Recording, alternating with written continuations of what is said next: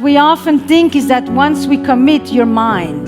And the long series of songs and poetries and proverbs that have fed a kind of romantic possessiveness have often led us astray. The verb for love is to have. The verb for desire is to want.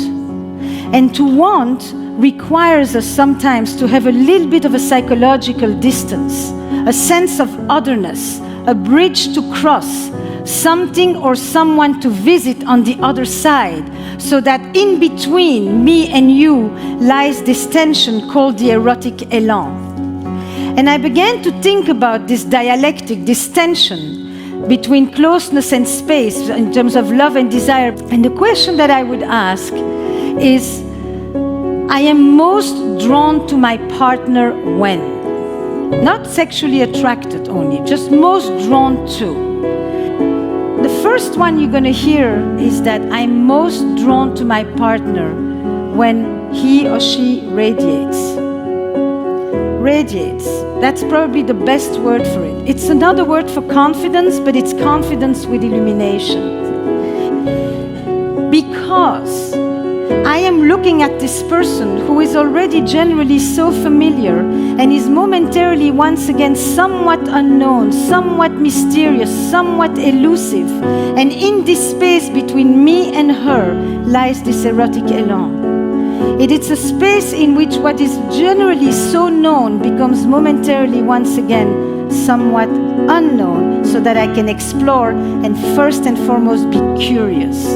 The essential experience that comes with desire is curiosity. The second one is when we've been apart.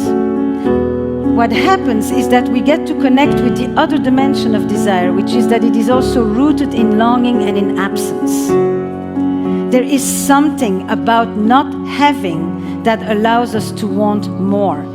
Not just because we want what we can't have, but because when we don't have it right in front of us, it allows us to engage our imagination about not only what it is, but what it means to us, or what this person means to us, represents for us, and who we are in their presence. When I'm surprised, because I can be surprised because I'm drawn to my partner because he's vulnerable and it's not typically what I see, or I'm surprised because I see you do something that you don't usually do, or I'm surprised because you come to me with a different tone that you usually do. But surprise breeds novelty, change, difference. That too is a ferment of the desire. And when I see my partner in the eyes of the others, when other people are taken by his or her intelligence, their words, their charm, their wit, their humor, their looks. Basically, when I experience in the moment that my partner doesn't just exist in my own gaze, but also exists in the gaze of others, and they don't belong to me. I don't own them. Can we want what we already have is best answered if we accept that we never have the person who is next to us. They have never belonged to us. They are actually free to go. Of course, we can control them, we can lock them up, we can create a system of surveillance, but that's not intimacy or closeness.